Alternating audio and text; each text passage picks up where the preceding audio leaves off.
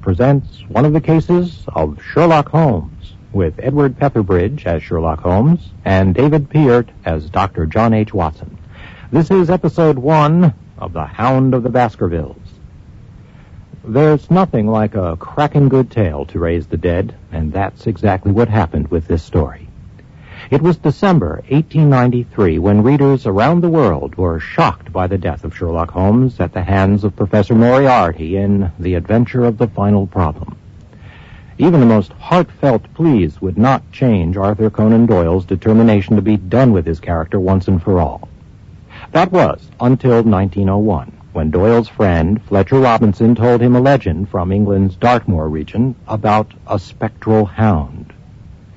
When Doyle began to write out the story, he had no intention of making it a Sherlock Holmes adventure, but he needed a central character and realized he had already invented one of the best. Doyle solved the problem of Holmes' death by placing the events of this tale before those of the final problem. Here's episode 1 of this new dramatization of The Hound of the Baskervilles, with Edward Petherbridge as the great detective.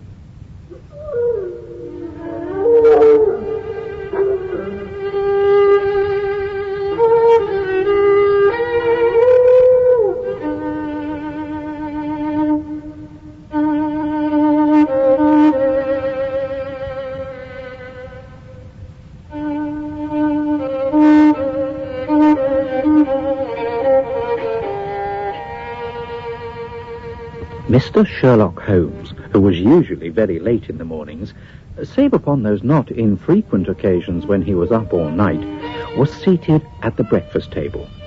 I stood upon the hearthrug and picked up the stick which our visitor had left behind him the night before. It was a fine, thick piece of wood, bulbous-headed, of the sort which is known as a Penang lawyer.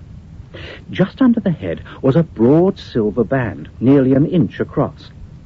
To James Mortimer, M.R.C.S., from his friends of the C.C.H., was engraved upon it, with the date 1884.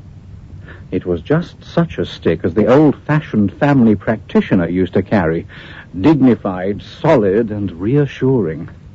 Well, Watson, what do you make of it?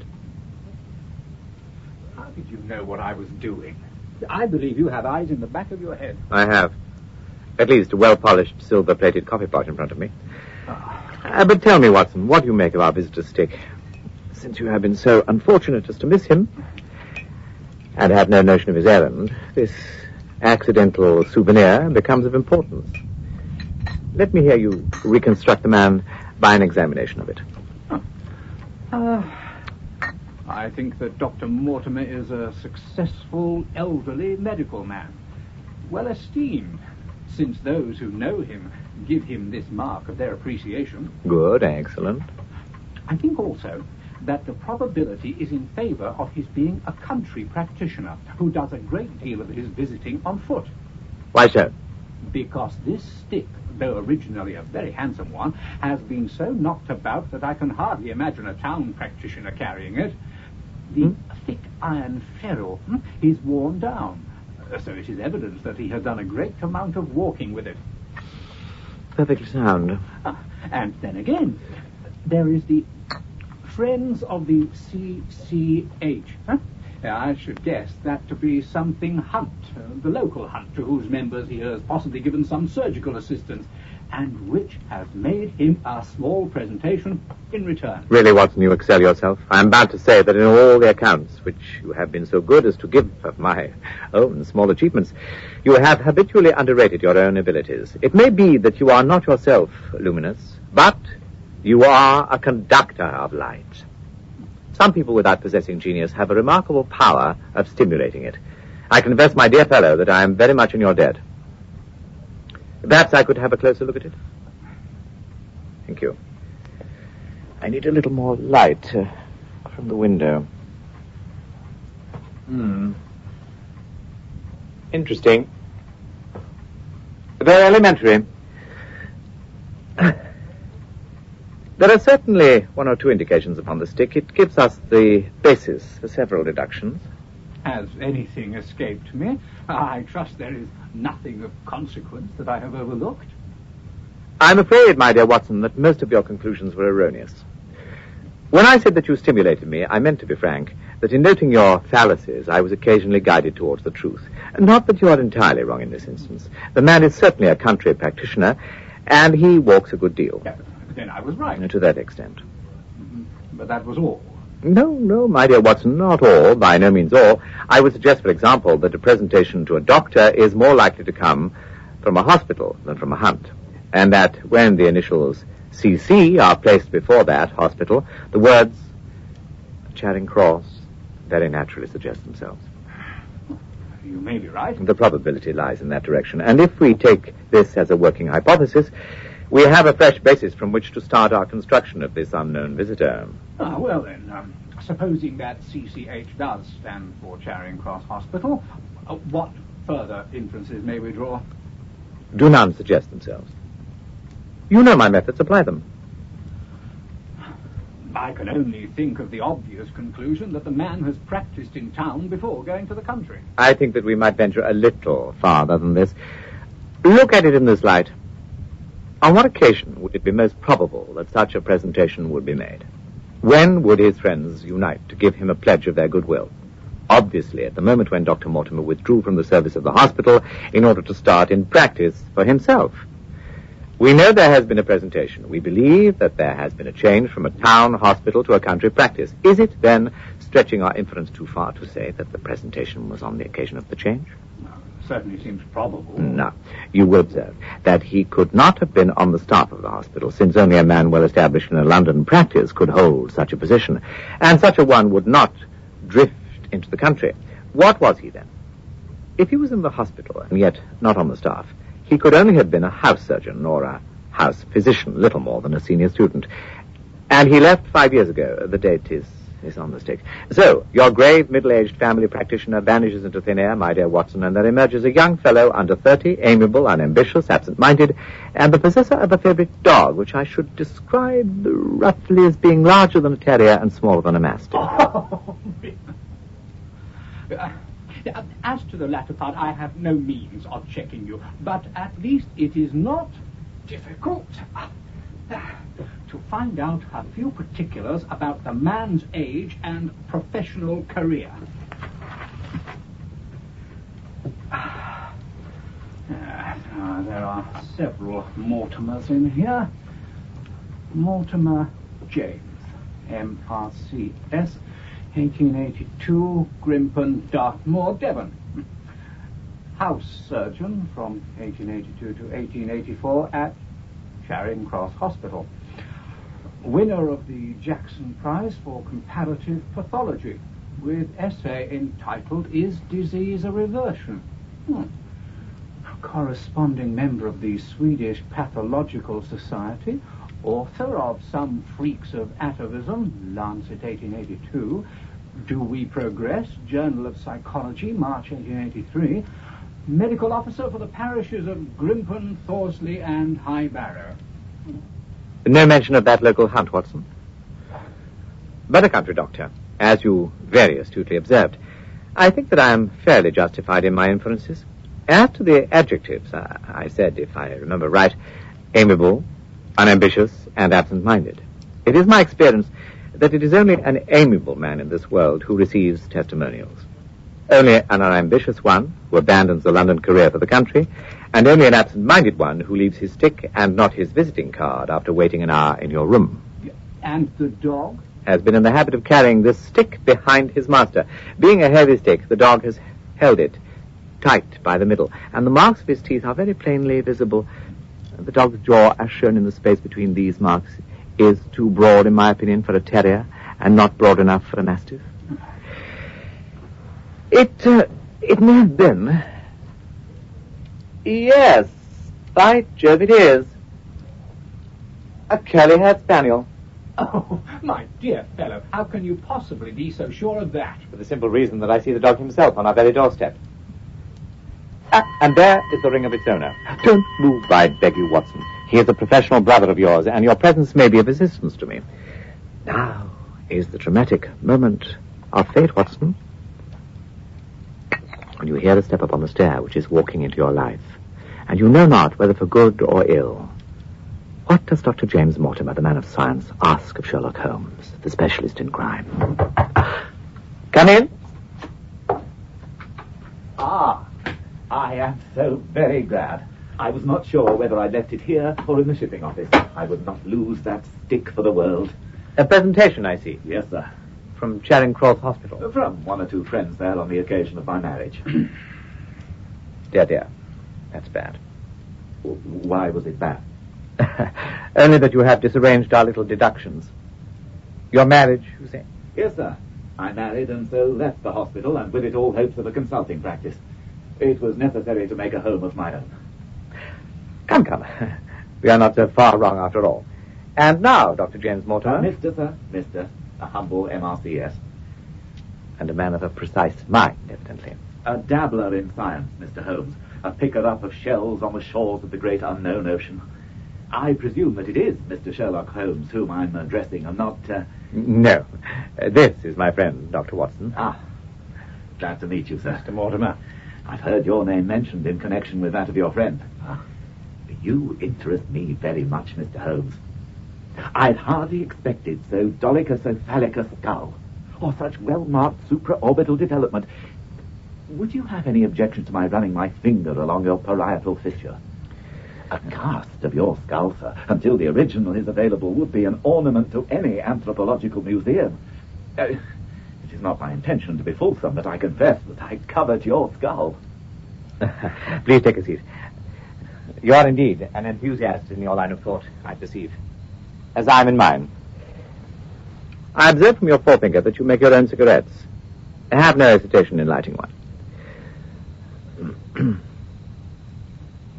I presume, sir, that it was not merely for the purpose of examining my skull that you have done me the honor to call here last night and again today? No, sir, no. Though I am happy to have had the opportunity of doing that as well. I came to you, Mr. Holmes, because I recognize that I am myself an unpractical man, and because I'm suddenly confronted with a most serious and extraordinary problem. Recognizing as I do that you are the second highest expert in Europe. Indeed, sir. May I inquire who has the honor to be the first? To the man of precisely scientific mind, the work of Monsieur Bertillon must always appeal strongly. Then had you not better consult him? I said, sir, to the precisely scientific mind. But as a practical man of affairs, it is acknowledged that you stand alone. I trust, sir, that I have not inadvertently... Just a little. I think, Dr. Mortimer, you would do wisely if, without more ado, you could kindly tell me plainly what the exact nature of the problem is in which you demand my assistance. I have in my pocket a manuscript. I observed it as you entered the room. It is an old manuscript. Early 18th century, unless it is a forgery. How can you say that, sir? You have presented an inch or two of it to my examination all the time you have been talking. It would be a poor expert who could not give the date of a document within a decade or so. You may possibly have read my little monograph upon the subject. I put that at 1730. Well, the exact date is 1742. This family paper was committed to my care by Sir Charles Baskerville, whose sudden and tragic death some 3 months ago created so much excitement in Devonshire. I may say that I was his personal friend as well as his medical attendant. He was a strong-minded man, sir, shrewd, practical, and as unimaginative as I am myself. Yet he took this document very seriously, and his mind was prepared for just such an end as did eventually overtake him. Thank you. You would observe, Watson, the alternative use of the long S and the short. It is one of several indications which enabled me to fix the date. Baskerville Hall. There's the date. It appears to be a statement of some sort. Yes, it is a statement of a certain legend which runs in the Baskerville family. But I understand that it is something more modern and practical upon which you wish to consult me. Most modern. A most practical, pressing matter which must be decided within 24 hours. But the manuscript is short and is intimately connected with the affair. With your permission, I will read it to you. Of the origin of the Hound of the Baskervilles, there would have been many statements. Yet as I come in a direct line from Hugo Baskerville, and as I had the story from my father, who also had it from his, I have set it down with all belief that it occurred, even as it is here set forth. And I would have you believe, my sons, that the same justice which punishes sin may also most graciously forgive it, and that no ban is so heavy but that by prayer and repentance it may be removed. Learn then from this story not to fear the fruits of the past, but rather to be circumspect in the future, that those foul passions whereby our family has suffered so grievously may not again be loosed to our undoing. It was in the time of the Great Rebellion that this manor of Baskerville was held by another Hugo. He was a most wild, profane, and godless man. His neighbors might have pardoned him this, since saints have never flourished in these parts. But there was within him a certain wanton and cruel humor which made his name a byword through the west of England.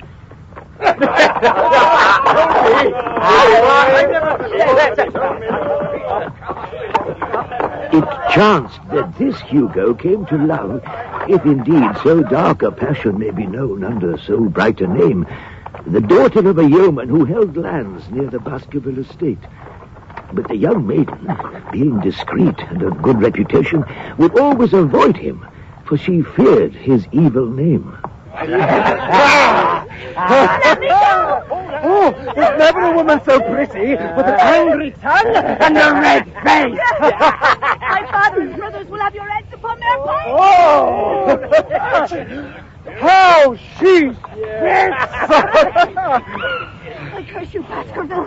My family will avenge me. I think we will leave a pretty lass here so that she may cool her temper while we lubricate our spirits with wine. I have decided that you will be mine when the time comes. I'd rather be a corpse than give you a hair on my head. By the aid of some ivy which covered and still covers the south wall, she came down from under the eaves and so homeward ran across the moor. But Hugo had found the cage empty before she reached her father's farm. Good fellows! Spotty has escaped. Saddle the horses and bring out the hounds. We are going to have blood sports tonight, gentlemen. Let's go. I have Rumpet's handkerchief and will claim her honor before the hounds. Hugo charged ahead, leaving his guests struggling behind. The moon shone clear above them, and they rode swiftly abreast, taking that course which the maid must have taken if she was heading towards her own home. I say, shepherd, have you seen the hunt? I have seen a young woman with hounds upon her track. Oh, I'm delighted. And have you seen anything else, my dear peasant?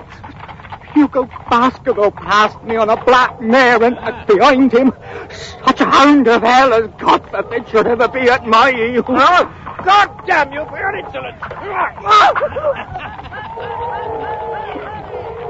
Onwards they rode, but soon their skins turned cold when, coming galloping across the moor, they saw Sir Hugo's black mare, dabbled with white froth at its mouth, with a trailing bridle and empty saddle. The revellers rode close together, and soon came upon a cluster of whimpering hounds. Come on! There is mischief here. Good God! There she is!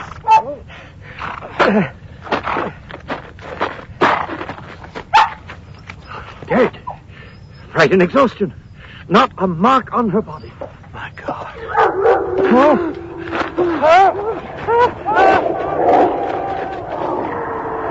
A foul thing. A great black beast. Yet larger than any hound that ever a mortal eye has rested upon, tore out the throat of Hugo Baskerville as he lay on the ground, and turned its blazing eyes and dripping jaws upon them. It cannot be denied that many of our family have been unhappy in their deaths, which have been sudden, bloody, and mysterious. To avoid I hereby warn you in those dark hours when the powers of evil are exalted. This from Hugo Baskerville to his sons Roger and John, with instructions that they say nothing thereof to their sister Elizabeth. Well, do you not find it interesting? to collect fairy tales. Ah. Now, Mr. Holmes, we will give you something a little more recent. This is the Devon County Chronicle of May the 14th of this year. It is a short account of the facts elicited at the death of Sir Charles Baskerville, which occurred a few days before that date. Sir Charles Baskerville resided at Baskerville Hall, was a widower, and a man who may be said to have been in some ways of an eccentric habit of mind. We have heard from Dr. James Mortimer that Sir Charles's health had been for some time impaired. A heart condition had caused breathlessness, loss of colour, and acute attacks of nervous depression. I now call Mr. Barrymore, who has been employed as butler to the deceased. Please hold the book in your right hand and read the words on the card.